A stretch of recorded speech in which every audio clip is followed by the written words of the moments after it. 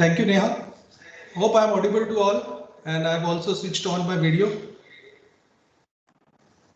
Gauli sir, I think you have shared your screen. Yes, sir. Now you can share your screen, sir. Okay. Uh, Good morning from all of to all of you, and welcome to Mr. Sanjay Sonje, sir, over here.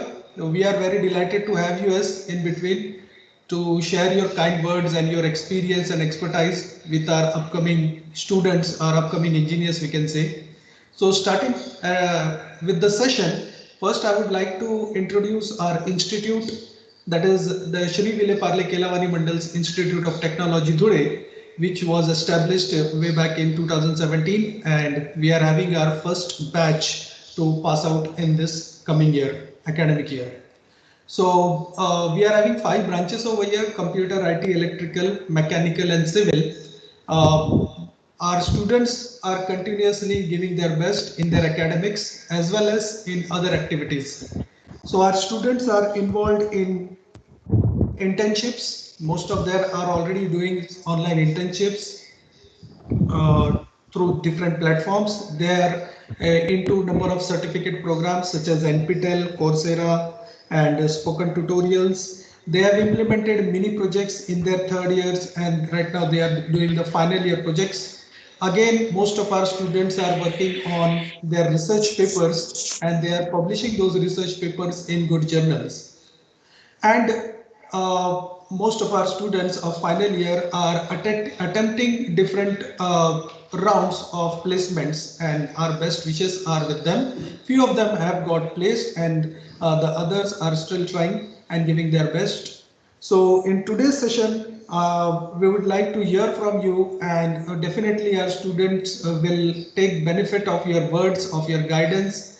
So they are eagerly waiting for you. So once again, I would like to welcome on the behalf of SVKM Institute, Mr. Sanjay Sonji.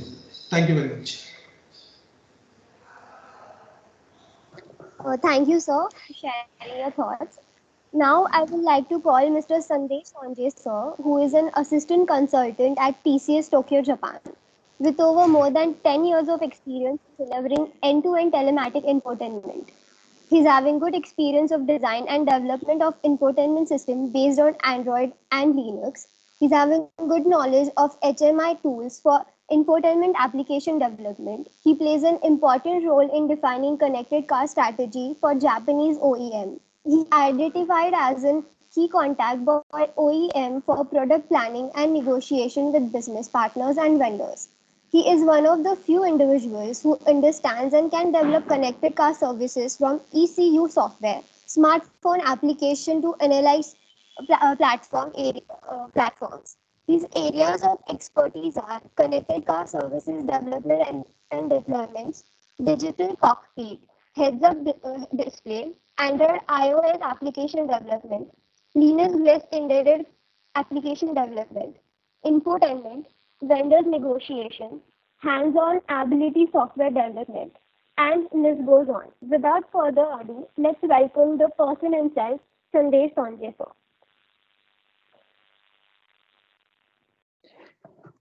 Thank you, Khalid sir. Thank you, Tukaram sir, and thank you, Neha. I think these are the too much introduction of me. Okay, so I think I'm just an engineer who like to work on whatever the opportunity is given to me.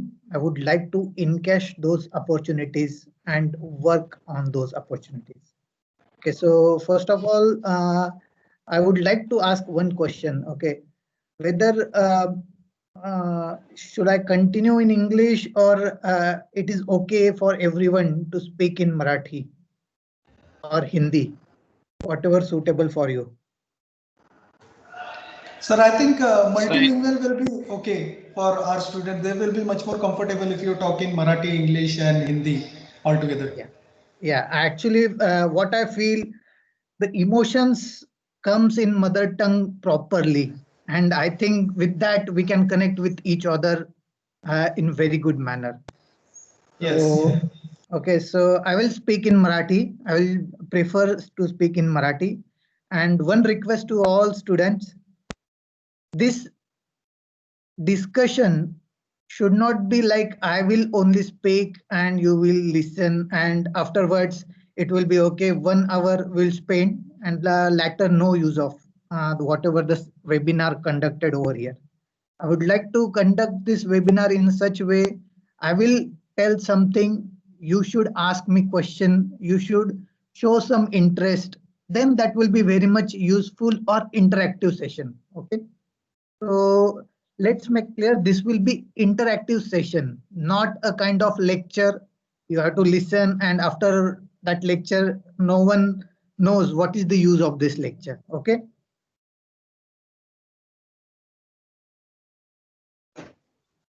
Yes, I would like to share my screen. Okay, sir.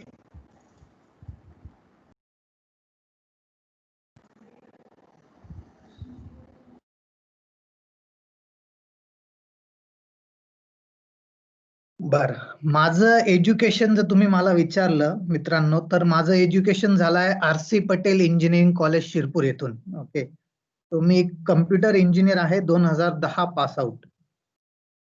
सो सुरुवात इंजिनिअरिंगची म्हणता, इंजिनिअरिंगच्या अगोदर मी तुम्हाला माझं educational background देतो. मी 10वी-12वी हे जवाहर नवोदय विद्यालय, एक central गव्हर्नमेंटचे school आहे, त्याच्यामधनं केलेलं आहे.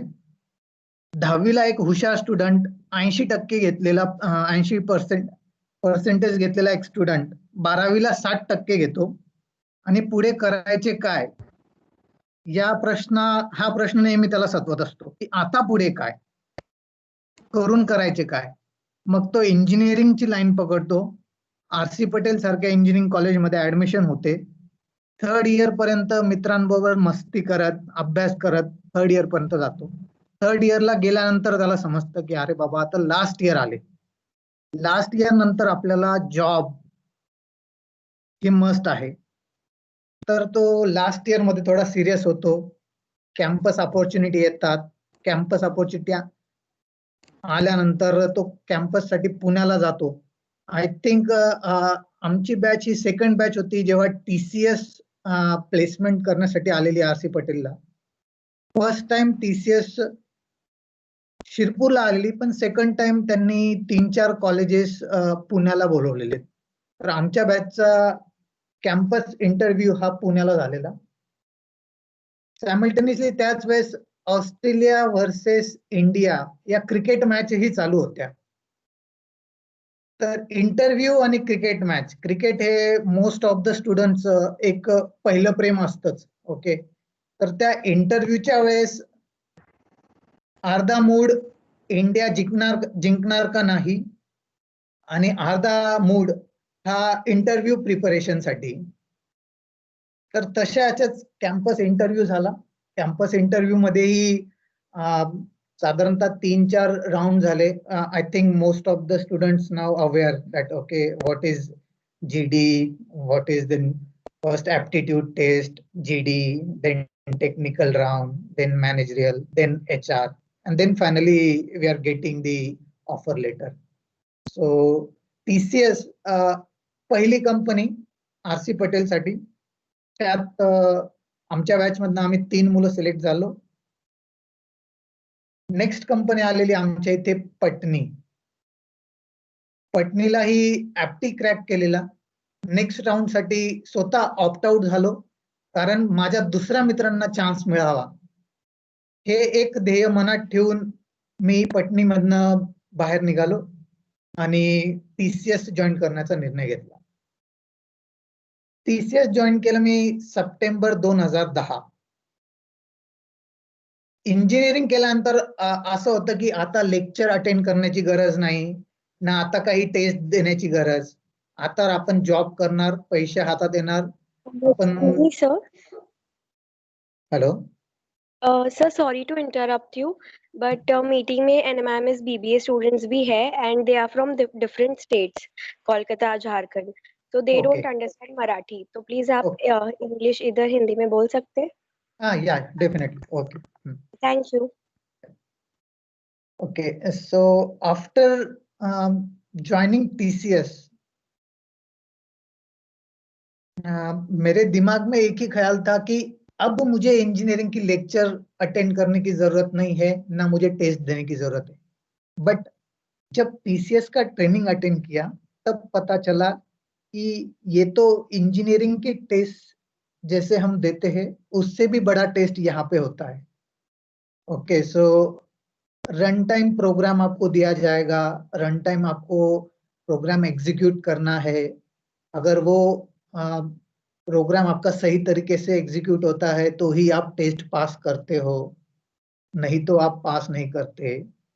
सो ये सारी चीजें इनिशियली जब ट्रेनिंग ज्वाइन किया तब पता नहीं थी, बट जैसे ही ट्रेनिंग स्टार्ट हुआ तब धीरे धीरे चीजें पता चली।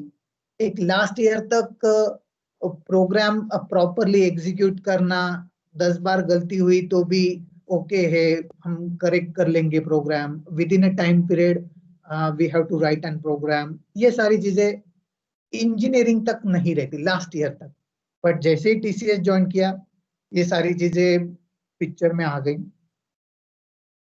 फिर वहां पे जैसे तैसे ट्रेनिंग कंप्लीट करके हम आगे बढ़े। ट्रेनिंग कंप्लीट होने के बाद भी एक कंप्यूटर साइंस में इंजीनियरिंग किया हुआ बंदा ट्रेनिंग लेता है विजुअल बेसिक पे ट्रेनिंग लेके वो बंदा प्रोजेक्ट ढूंढता है। प्रोजेक्ट उसे मिलता है ऑटोमोटिव डोमेन का, जो automotive in the sense most of the electronics student will be selected for automotive projects. Software का ज्यादा काम नहीं रहता, बट इलेक्ट्रॉनिक्स का बहुत सारा काम रहता है।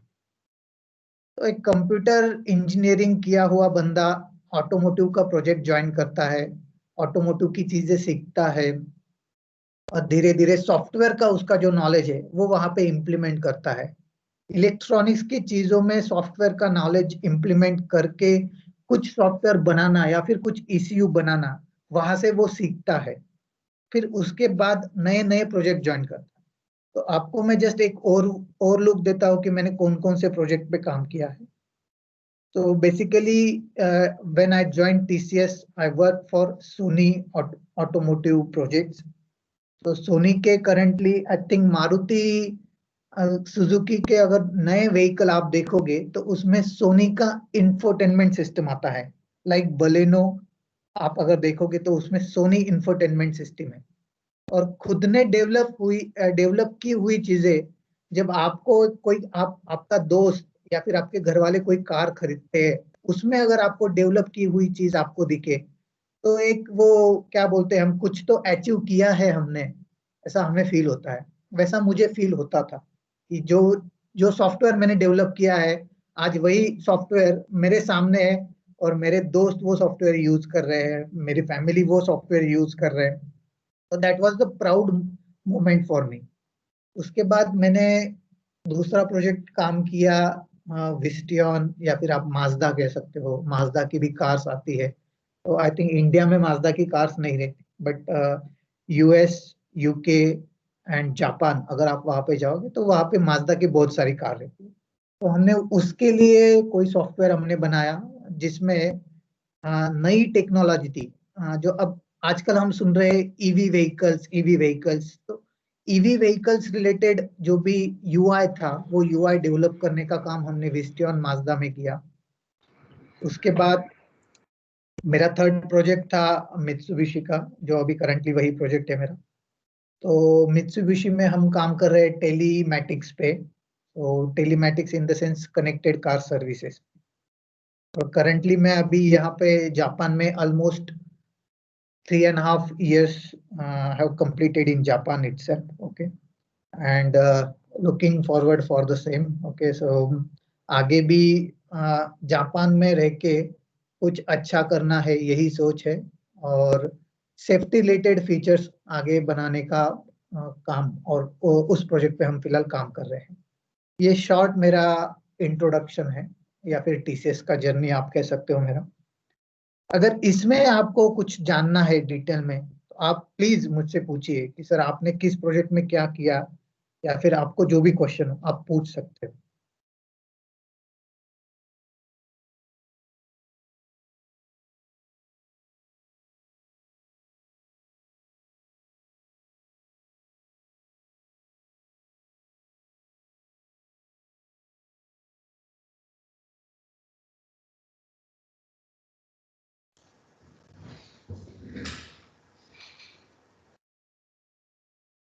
Excuse me, Sandesh sir. Yes sir, बोलिए. Actually we have scheduled the question answer at the end of the session. Okay, So okay. we can continue, and at the last, whatever doubts or queries they will have, they will ask you. Yeah, no problem. Okay, ठीक.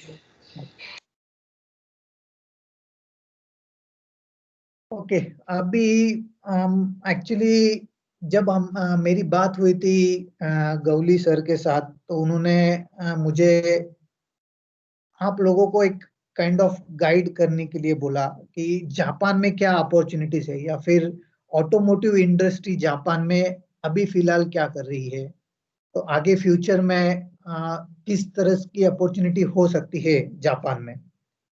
तो first of all आपको बता दूं दोस्तों कि automotive industry, अगर हम Japan की बात करें, तो ये one of the world top 3 car producing countries में आती है.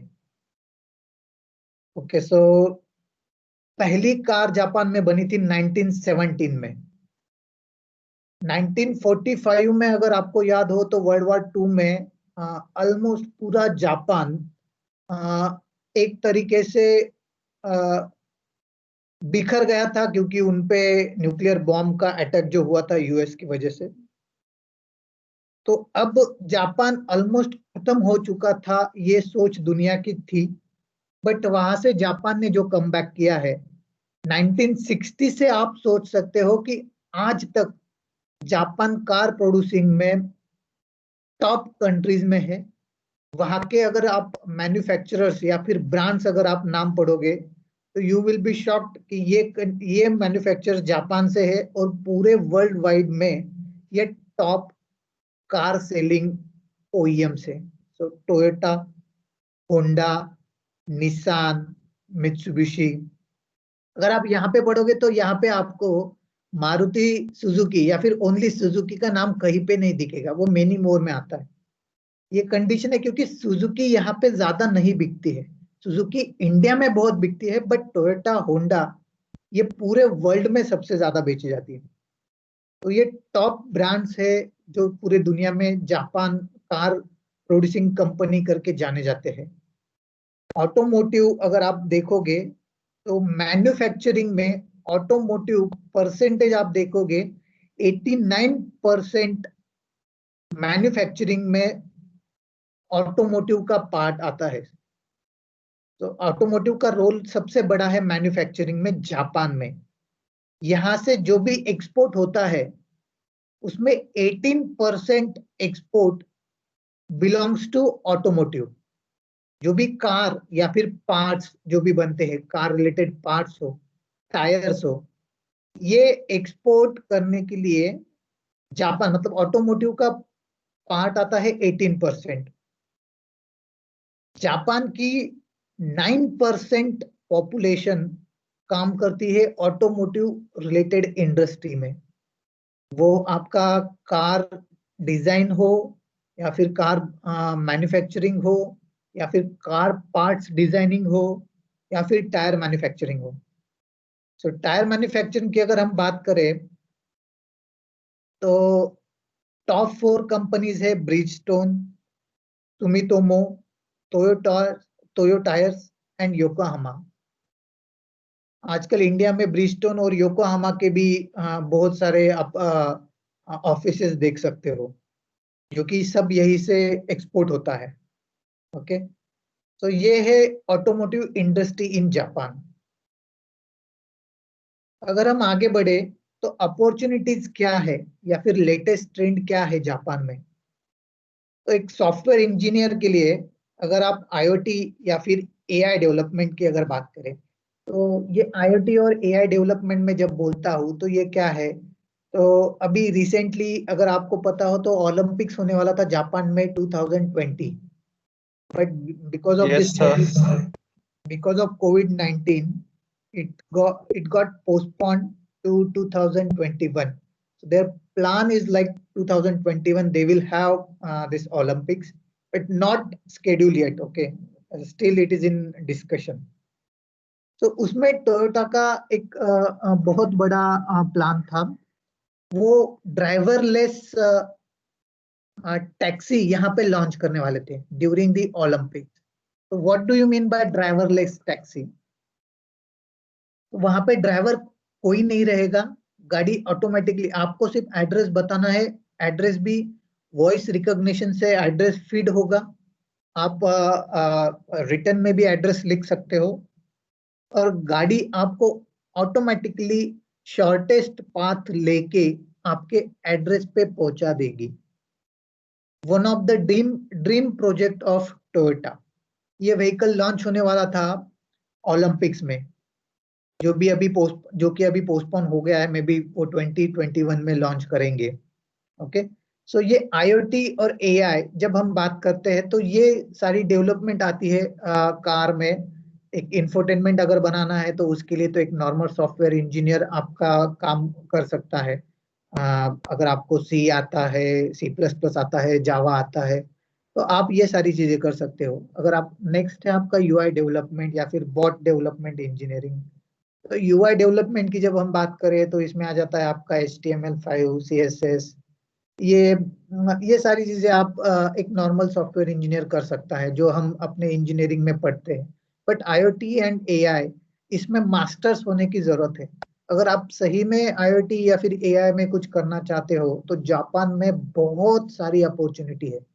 आपको ताजुब होगा, जापान में मैन पावर कम पड़ता है, तो इसलिए ये लोग बॉट डेवलपमेंट जो बोल रहे हैं हम, ये टर्मिनोलॉजी हम इंडिया में कभी नहीं सुन पाएंगे, या फिर अभी आज तक हमने कभी नहीं सुना होगा। ये बॉट डेवलपमेंट इंजीनियरिंग ये क्या है? तो एक बहुत ही सिंपल चीज है। यहाँ पे मैन पावर कम होने के कारण इनको रोबोट्स चाहिए जो इनका काम कर सके। तो छोटी छोटी चीजें, जैसे मॉल में जाओगे तो बिलिंग करने के लिए, आपको घर साफ करना है तो उसके लिए क्लीनिंग करने के लिए रोबो। तो ये सारी चीजें, या फिर आप किसी रेस्टोरेंट में जाओगे तो रेस्टोरेंट में आपका ऑर्डर लेके आपको ऑर्डर डिलीवर करने के लिए एक रोबो चाहिए। तो ये सारी चीजें डेवलप करने के लिए आपको IoT AI इसका नॉलेज होना बहुत जरूरी है। और ये बॉट डेवलपमेंट जो है वो जापान में बहुत ज्यादा इसको स्कोप है आज की डेट में।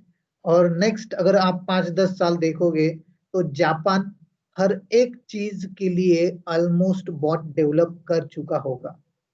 छोटी छोटी चीजें, एक छोटा बॉट से लेके आप बड़े से बड़ा काम करने के लिए। और इसमें सिर्फ आप रोबोट की बात, मतलब रोबो क्या है आपका, अगर आप एक बुलडोजर भी आप कंसिडर करते हो, that is also a bot. Okay, उसका भी डेवलपमेंट यहाँ पे खेती करने के लिए बहुत सारे छोटे छोटे इंस्ट्रूमेंट है, वो एज अ रोबो वो यूज करते हैं।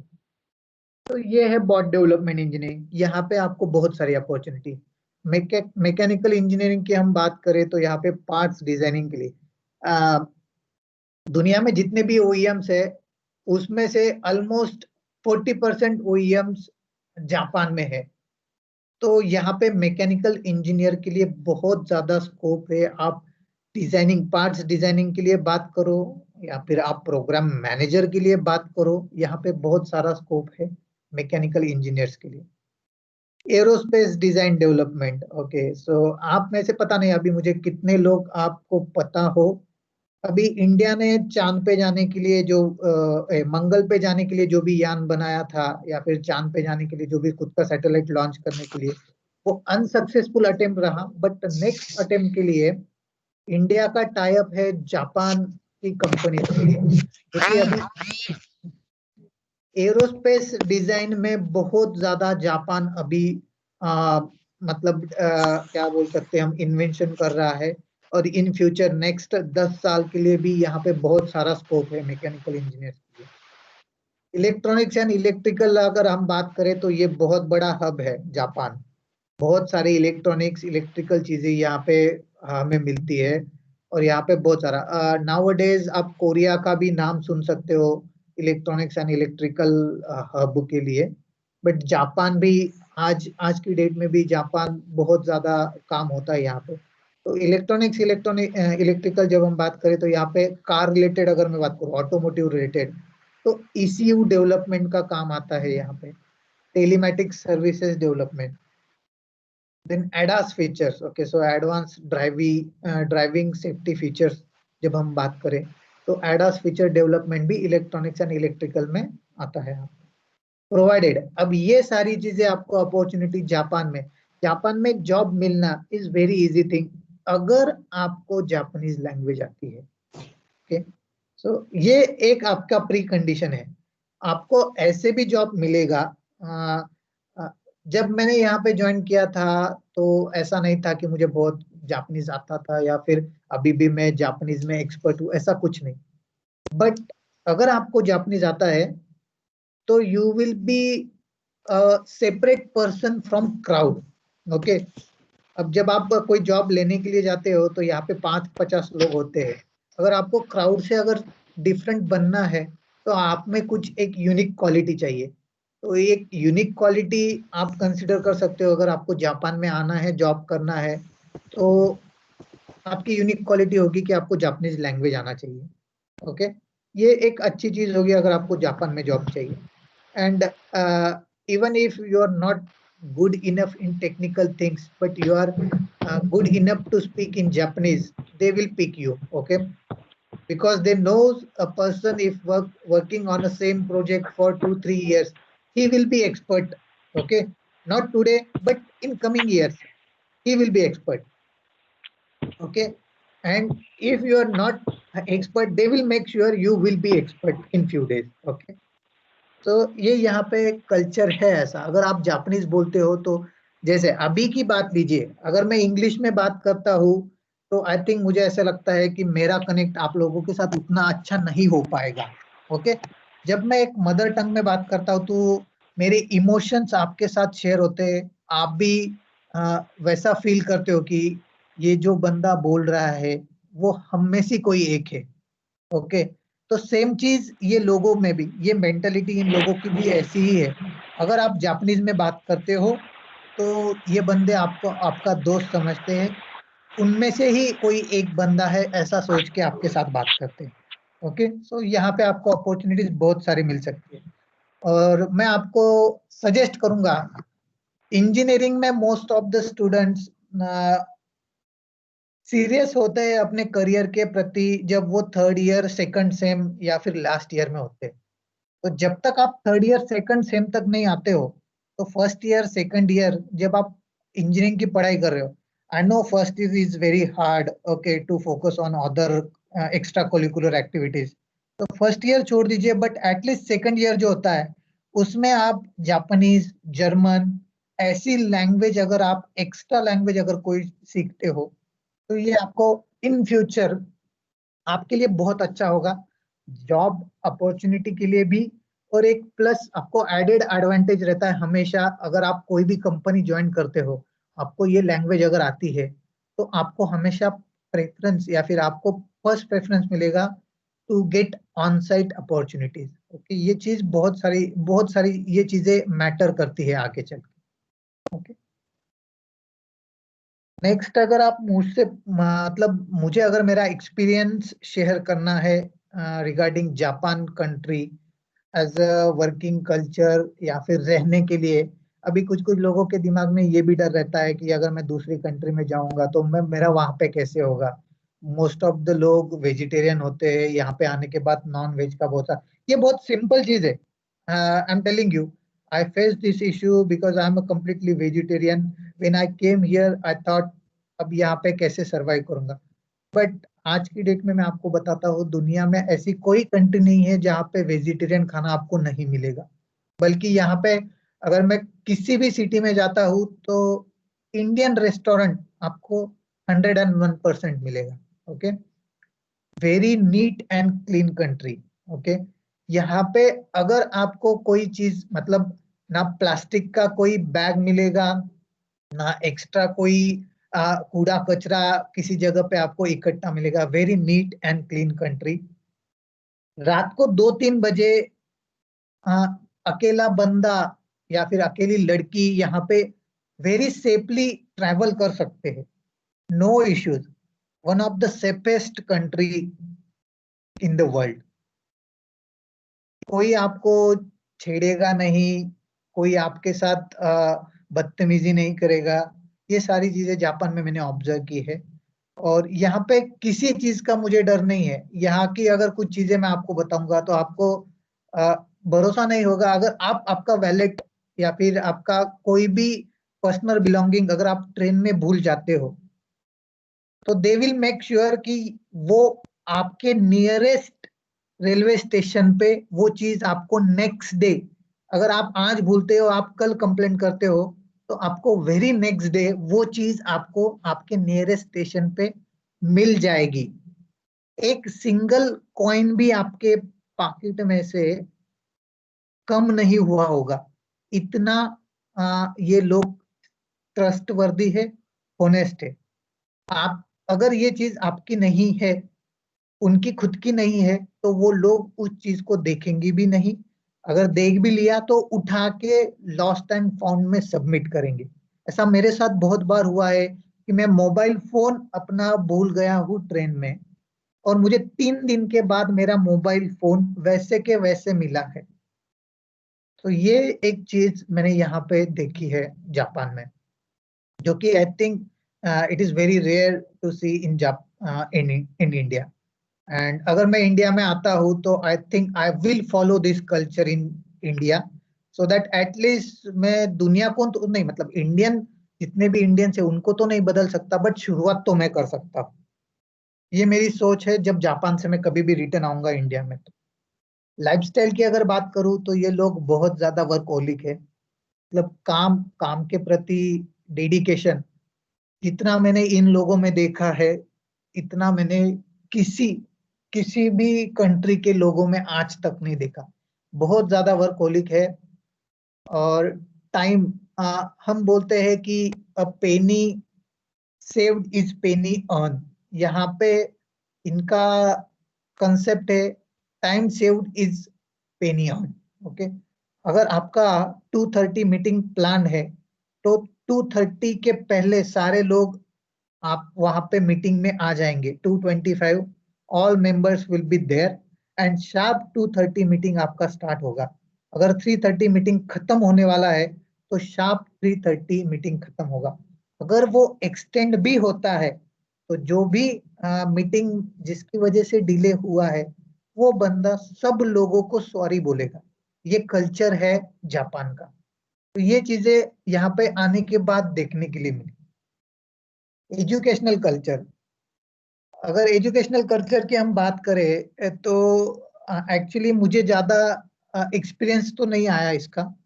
अभी मेरे 2 बच्चे हैं, all both are in India right now. Okay, so soon they will travel here. But मेरा पहली बेटी का जब मैंने यहाँ पे एडमिशन लिया था, तो यहाँ पे आपको ताज्जुब होगा 5 से 6 साल तक यहाँ पे पढ़ाई के बारे में कुछ बोला ही नहीं जाता। 5 से 6 साल तक इनको बस अपनी डेली रूटीन लाइफ में कैसे रहना है, कैसे हम रह सकते हैं, उस पे ज्यादा चीजें बोली जाती है। For example, traffic lights, red है तो रुकना है, ग्रीन है तो निकलना है। ये चीजें इनको 5 से 6 साल तक यही चीजें पढ़ाई जाती है। गार्डन में घुमाने के लिए लेके जाते हैं, उनको पेड़ पौधों की सारी चीजें बताया जाता है। अगर वहां पे कचरा है तो कचरा उठाने के लिए बोला जाता है। खुद की चीजें, अ, अगर आप किसी टिफिन में खाना खा रहे हो तो टिफिन खुद को धोने के लिए बोला जाता है। टॉयलेट, वॉशरूम वो साफ करने के लिए सिखाया जाता है। ताकि ये सारी छोटी छोटी चीजें हैं जो हम अपने यहाँ पे अगर ये काम अगर हम खुद करें तो हमें शर्म आती है, बट ये चीजें यहाँ पे सेल्फ डिपेंडेंस। एक चीज है यहाँ पे मैन पावर कम है, ये चीजें करने के लिए आपको कोई वर्कर यहाँ पे मिलेगा नहीं, इसलिए भी आपको सिखाया जाता है कि आप आपकी सारी चीजें खुद कर सको। सेल्फ डिपेंडेंट बनाने के लिए ये सारी चीजें यहाँ पे सिखाई जाती है। तो अभी तक मेरा यहाँ पे जापान में ये एक्सपीरियंस रहा है। अपॉर्चुनिटी की बात करें तो आप जापानीज लैंग्वेज अगर सीख जाते हो तो आई एम 101% श्योर कि आपको विद इन 3 मंथ्स आपको जापान में आराम से जॉब मिल जाएगा। आप कंप्यूटर इंजीनियर की तरह काम करो या फिर मैकेनिकल इंजीनियर की तरह काम करो या फिर इलेक्ट्रॉनिक्स एंड इलेक्ट्रिकल, बट आपको अगर जापानीज लैंग्वेज आती है तो 101% you will be getting a good salary job. Okay, not only job, good salary job. Okay, so in Japan, I think that's all from my side. अगर आपको अभी कुछ doubt है या फिर कुछ क्वेरीज है, क्वेश्चन है, तो आप पूछ सकते हो. Sir? Yeah. Hello, sir. Hello. Hello, sir. This is Shubham Chaudhary from BTech. Okay. Sir आपने TCS में तो टेक्निकल राउंड से आप गए होंगे. Yeah, correct. तो मुझे ये जानना है कि टेक्निकल राउंड में वो हमसे मतलब क्या एक्सेप्ट करते हैं कि हमारे प्रॉब्लम सॉल्विंग कैसा है या हमारा एक्चुअल प्रोग्रामिंग नॉलेज कैसा है. ओके. शुभम, आपको मैं अगर बताऊं मेरा खुद का एक्सपीरियंस, तो आपको ताजुब होगा कि मेरे खुद के 3 टेक्निकल राउंड हुए थे. ओके, जनरली वो होता है कि एक ही टेक्निकल राउंड होता है, बट मेरे 3 टेक्निकल राउंड हुए थे. उसमें मोस्ट ऑफ द टाइम, अभी मैं खुद भी इंटरव्यू लेता हूँ, तो मैं मोस्ट ऑफ द टाइम मैं चेक करता हूँ कि बंदे का कॉन्फिडेंस कैसा है. ओके, और अगर आप 10 अगर मैं क्वेश्चन पूछता हूँ आपको, मैं एक्सपेक्ट करता हूँ कि 10 में से 9 क्वेश्चन अगर आपने नहीं बोले, I am okay with that. But एक क्वेश्चन का जो आप जवाब दे रहे हो, वो आपको 101% उसका डेप्थ नॉलेज चाहिए. अगर आप आपका फेवरेट सब्जेक्ट अगर बताते हो कि मेरा favourite subject database and management है, DBMS है, और अगर मैं उस पे आपको क्वेश्चन पूछता हूँ, अगर उसके बाद अगर आप बोलते हो कि sorry sir I don't know, so बंदे को, मतलब जो भी इंटरव्यूअर है, उसको ऐसा लगता है कि ये बंदा जस्ट इम्प्रेस करने के लिए मुझे ये बोल रहा है कि this is my subject. Okay, but no, 10 में से आप 9 क्वेश्चन के जवाब आप स्ट्रेट फॉरवर्ड बोल सकते हो कि sorry sir I don't know about this. Okay, आप बोलो उनको कि मेरा एरिया ऑफ इंटरेस्ट ये है, इस पे आप कुछ भी पूछिए. प्रोग्रामिंग का अगर आप मुझसे बात करो, आपको लॉजिक पता होना चाहिए. आप प्रोग्रामिंग सिंटैक्स लिख पाते हो नहीं लिख पाते हो, that doesn't matter to me. But आप एक एल्गोरिदम लिख के मुझे देते हो कि if I follow this steps, I will be able to execute my program. That is absolutely fine for interview.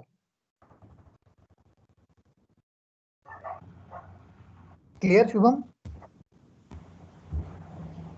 Good morning, sir. Good morning. Sir, this is Himanshu Sharma from second year BTech. Hello, Himanshu.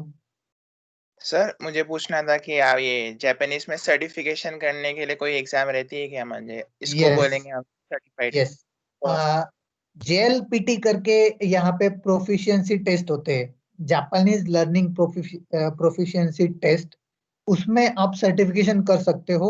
उसमें total 5 levels होती है, N1 to N5. N5 is the basic version, then N4, then N3, and every 6 months they are having exam once. Okay, so अभी I think जुलाई अगस्त में exam रहेगा, उसके बाद दिसंबर में exam रहता है आपका. तो आप इस तरीके से अगर आप मतलब फर्स्ट ईयर से स्टार्ट करते हो, तो मे बी आप आई थिंक आप लास्ट ईयर तक N3 N2 तक आप आराम से पहुंच सकते हो.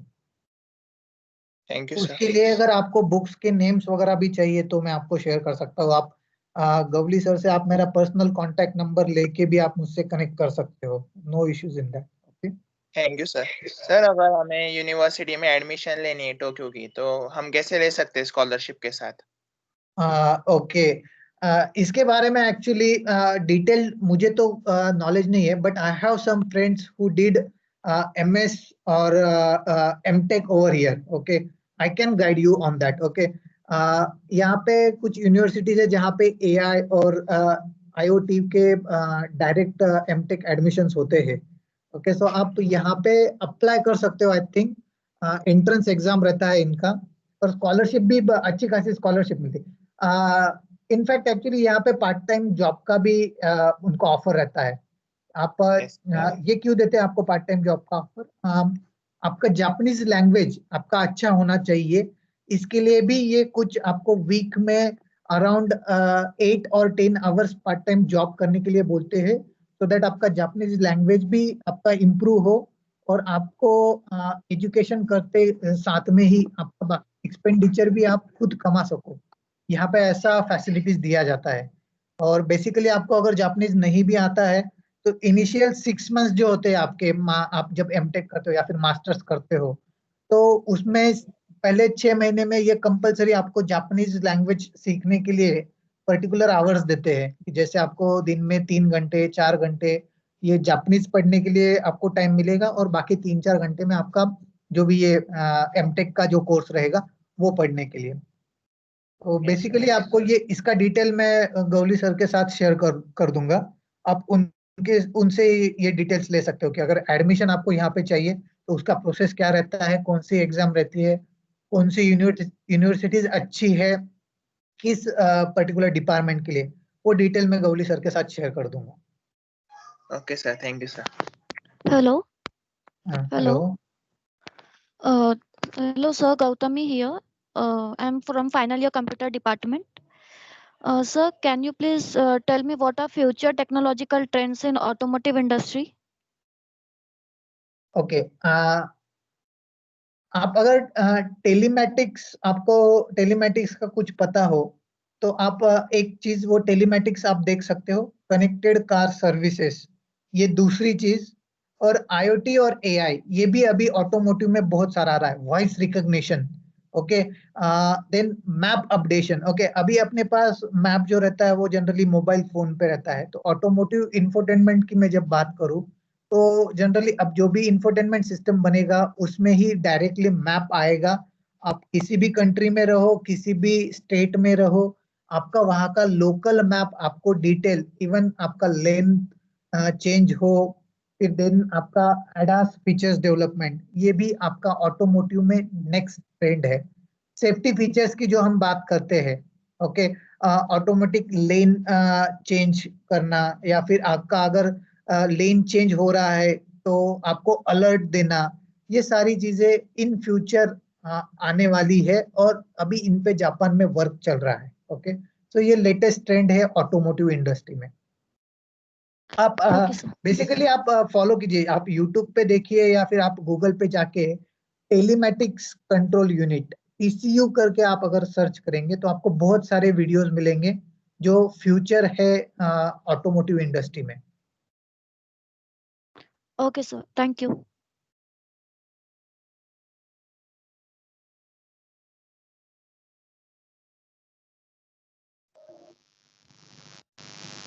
If anyone has any queries, you can unmute yourself.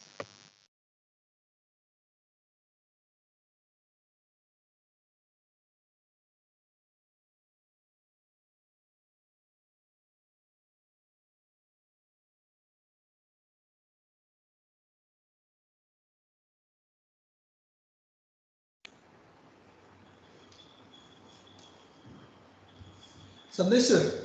हाँ बोलिए सर। हाँ, खालिद बोल रहा हूँ। बोलिए। एक आपसे ये भी मुझे पूछना था कि when you entered the IT industry, तो आप भी दुनिया से हो फॉर्चुनेटली, तो आप भी हमारे रीजन से हो, तो when you entered the MNC and IT industry, so did you face certain challenges? तो कुछ चैलेंजेस आपको वहाँ फेस करने पड़े because of the from north Maharashtra region, और क्या आप कुछ गाइडलाइंस हमारे बच्चों को दे सकते हैं कि what things they should take care being a student of engineering in this region? Okay, basically sir generally most of the north Maharashtrian student की अगर मैं बात करूं तो उनको एक फियर रहता है कि मेरा कम्युनिकेशन सही तरीके से है कि नहीं है। ओके, तो सबसे बड़ा फियर ये होता है जनरली नॉर्थ महाराष्ट्र स्टूडेंट्स में, ये जो मैंने खुद भी फेस किया था जब मैंने ज्वाइन किया था, तो मुझे हमेशा ये डर लगता था कि मैं सही तरीके से बोल पा रहा हूँ कि नहीं बोल पा रहा हूँ। ओके, बट ये फियर सिर्फ हम लोगों में ही नहीं बल्कि सामने वाले बंदे में भी होता है। ओके, अगर आप एक्सप्रेस हो जाते हो खुद होके, आप सिर्फ लैंग्वेज बैरियर मत सोचिए, आपकी अगर दिमाग में आइडियाज है तो आप एक्सप्रेस कीजिए। ये आईटी इंडस्ट्री या फिर एमएनसी ये ऐसी चीजें हैं, आप जितना खुल के आप खुद को प्रेजेंट करोगे उतना आप इमीडिएटली हाईलाइट होगे। ओके, सो एक ये चीज मैंने खुद के लिए ऑब्जर्व की थी सर, कि एक मुझे लगता था कि मेरा कम्युनिकेशन प्रॉपर नहीं है, बट आई थिंक कम्युनिकेशन अगर आपके आइडियाज क्लियर है तो कम्युनिकेशन डजंट मैटर। ओके, आपको सिर्फ आइडियाज क्लियरली एक्सप्लेन करते आने चाहिए, एक्सप्रेस करते आने चाहिए, वो एक बड़ा प्रॉब्लम फेस होता है। Then secondly I think north Maharashtra में प्रोग्रामिंग लैंग्वेज या फिर प्रैक्टिकल नॉलेज जो हमें मिलता है कंपेयर टू अगर मैं पुणे यूनिवर्सिटी या फिर और अदर दूसरी यूनिवर्सिटी में देखूं या फिर पुणे के कॉलेजेस में देखूं, तो अपनी तरफ प्रैक्टिकल नॉलेज हमें कम होता है।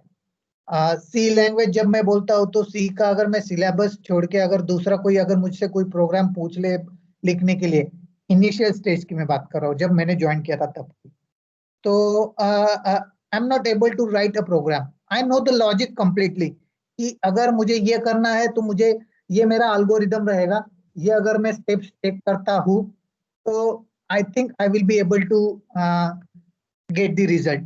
बट जब मुझे ये प्रोग्राम प्रैक्टिकली लिखने के लिए बोला जाता है तो मुझे टाइम लगता है, मैं सिंटैक्स ठीक से मुझे पता नहीं रहता, मैं ठीक से लिख नहीं पाता हूँ, ये सारी चीजें होती है। ये आप कैसे कवर अप करोगे? बेसिकली आप छोटे छोटे प्रोग्राम आप खुद प्रैक्टिस करो।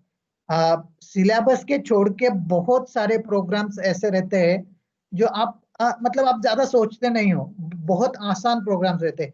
और हमेशा आप ध्यान में रखिए कि छोटे छोटे प्रोग्राम जब आप स्टार्ट करोगे लिखना और एग्जीक्यूट करना, सिंपल हेलो वर्ल्ड प्रोग्राम भी अगर आप विदाउट एरर फर्स्ट टाइम जब आप लिख लेते हो तो वो आपका फर्स्ट स्टेप होता है कि आप जिससे आगे बढ़ोगे। ओके, उसके बाद आप धीरे धीरे फिबोनाची सीरीज लिखना स्टार्ट करते हो, फिर दूसरे एल्गोरिदम, फिर इंसर्शन सॉर्ट, फिर बबल सॉर्ट। ये धीरे धीरे आप ट्राई करो कि विदाउट एरर में लिख पाओ। ओके, इसको रटना नहीं है, कोई भी प्रोग्राम रटना नहीं है, लॉजिक आपको पता होना चाहिए। आगे चल के हमेशा ये ध्यान में रखिए, प्रॉब्लम जो भी आता है उसमें सिर्फ लॉजिक काम में आता है। प्रोग्रामिंग आप गूगल पे सिंटैक्स सर्च करके, आज मैं ऑलमोस्ट 6 से 7 लैंग्वेज मुझे आती है, अलग अलग टेक्नोलॉजी पे मेरा मतलब मैं ठीक से काम कर पाता हूँ क्योंकि मेरा लॉजिक सही था। ओके, अगर मैं मास्टरी करना चाहूँ तो मेरे पास आज 6-7 लैंग्वेजेस है जिसपे मैं अच्छे तरीके से काम करता हूँ। आप मुझे कोई भी लैंग्वेज दे दीजिए, न्यू लैंग्वेज भी अगर कोई आती है तो मैं I think within 1 month I will be able to take over that language because my logic is clear, I know what I have to do. Okay, so same thing मैं आपको suggest करूंगा कि initially जब आप कोई भी MNC join करते हो तो आपके दिमाग से ये डर निकाल दीजिए कि मुझे कुछ नहीं आता है या फिर मैं कर पाऊंगा कि नहीं कर पाऊंगा, ये सारे बंदे तो इस तरीके से बात कर रहे हैं, मैं मुझे ये तो पता ही नहीं। ओके, ये सारी चीजें जस्ट डर रहता है आपका। मैं मेरा खुद का एक्सपीरियंस बताऊं, टीसीएस ट्रेनिंग में मैं फेल हुआ था एंड मुझे ये बताने में कुछ ये नहीं लग रहा कि मैं फेल हुआ था, क्योंकि फेल होने के बाद मुझे 10 तरीके पता चले कि मैं क्या नहीं करूंगा तो मैं सक्सेस हो सकता हूँ। ओके, और जब मैं ट्रेनिंग कंप्लीट करके निकला, मेरे बाकी सारे दोस्त 2 महीने में ट्रेनिंग कंप्लीट करके बाहर निकल गए थे और मैं ऑलमोस्ट 2.5 या 3 महीने के बाद मेरा ट्रेनिंग कंप्लीट होके मैं बाहर निकला था। बट मेरा जो भी फ्रेंड सर्कल था उनमें से सबसे पहले प्रोजेक्ट इंटरव्यू होने के बाद सबसे पहले प्रोजेक्ट मुझे मिला, क्योंकि तब तक मैं पूरा क्लियर हो चुका था कि मुझे क्या करना है क्या नहीं करना है, मेरा लॉजिक पहले से ही क्लियर था, बस मैं प्रोग्राम रन नहीं कर पाया था रन टाइम पे, तो इसकी वजह से मैं फेल हुआ था एक टेस्ट में। और एक टेस्ट फेल होना दैट डजंट मैटर। ओके, जब आगे मुझे पता है कि आगे मुझे क्या क्या करना है, ये सारा अगर मुझे क्लियर है, तो सबसे पहला प्रोजेक्ट मुझे मिला था। फिर बाद में सबसे पहले क्लाइंट के सामने एक टूल बना के, आई थिंक सर ये मेरा फर्स्ट ईयर था जब मैंने एमएनसी टीसीएस ज्वाइन किया था, और फर्स्ट ईयर में ही मैंने एक टूल डेवलपमेंट करके सोनी कंपनी से हमारा कस्टमर आया था, उनके सामने मेरा टूल जो मैंने डेवलप किया था वो टूल का डेमो मैंने दिया था, रिप्रेजेंट किया था कस्टमर के सामने, और कस्टमर ने वो टूल एक्सेप्ट करके उसके लिए टीसीएस को काम दिया था कि उनको ऐसा ही टूल डेवलप करना है फॉर फ्यूचर यूज। तो ये सारी चीजें आपका डर रहता है और कुछ नहीं। Yes, sir. I totally agree with your words. Thank you.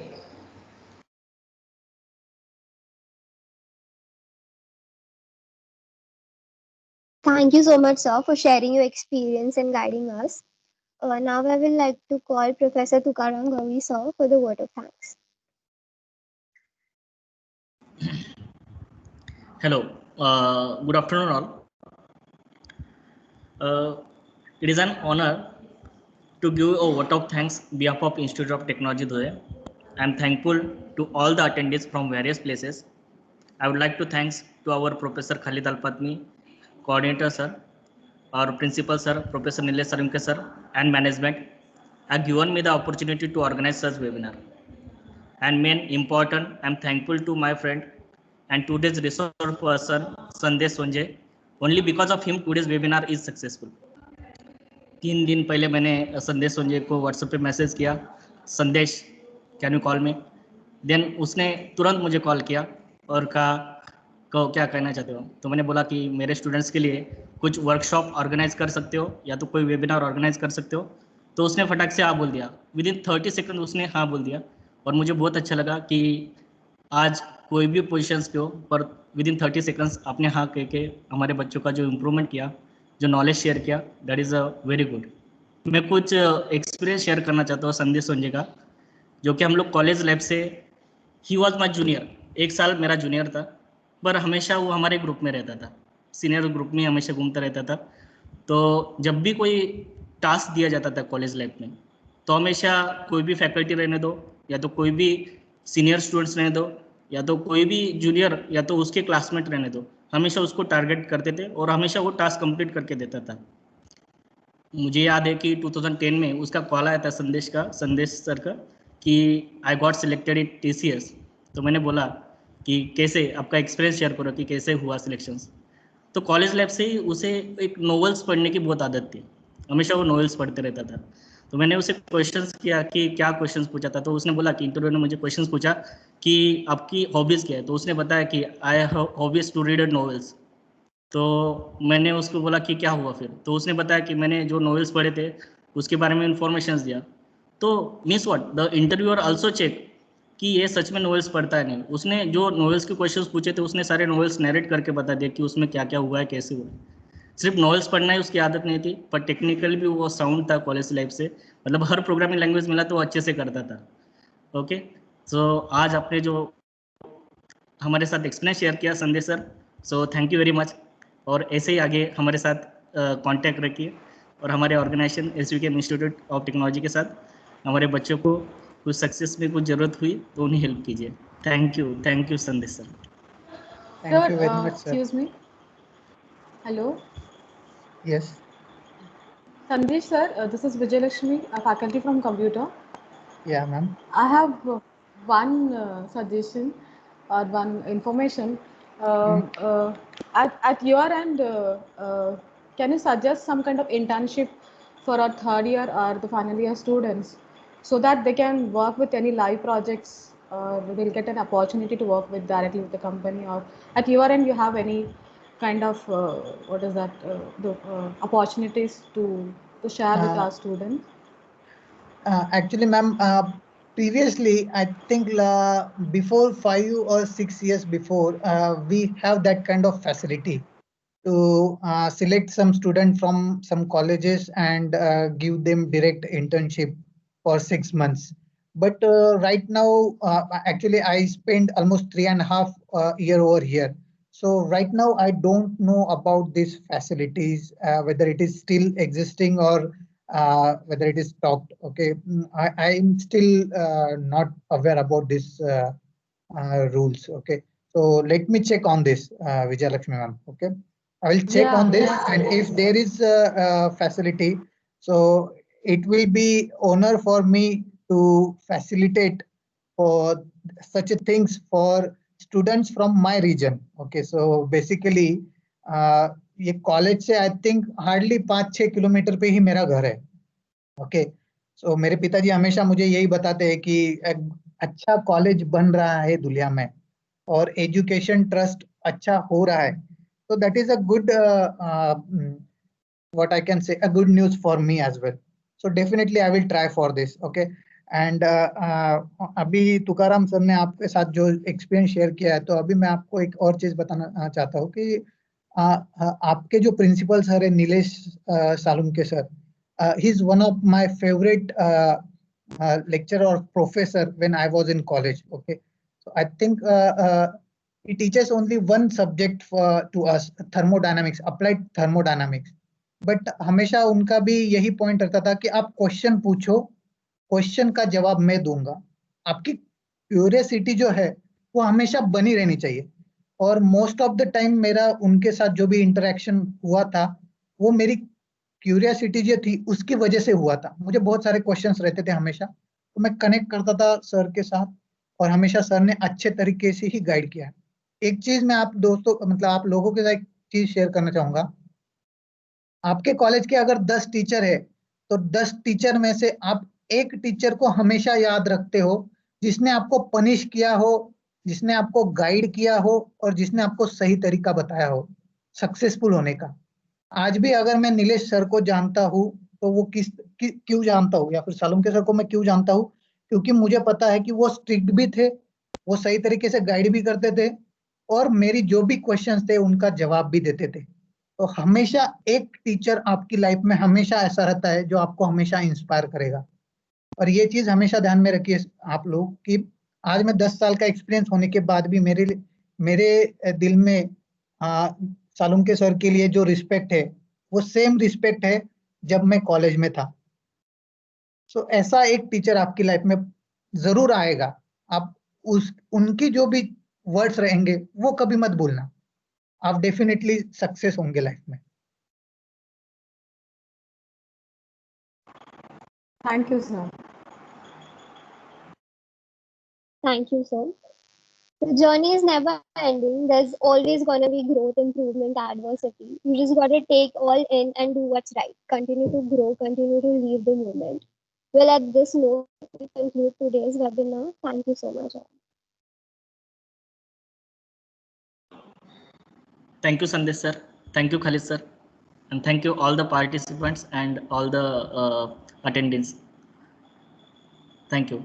Sir, shall we conclude today's session, sir? Yes, once again, I would like to thank Sanjay Sonje sir on behalf of SVKM IoT. Indeed, it was a very good talk in Hindi. बहुत दिनों बाद हिंदी में इतना अच्छा किसी की बात सुनने को मिली और मैं ये प्रार्थना करता हूँ कि हमारे बच्चे जो है आपकी बातों से प्रेरित हो और उसका भरपूर लाभ उन्हें उनके जीवन में मिले. So we can conclude the session over here, Goli sir. Okay, sir. Thank you all. Thank you, Sandesh sir. Thank you everyone.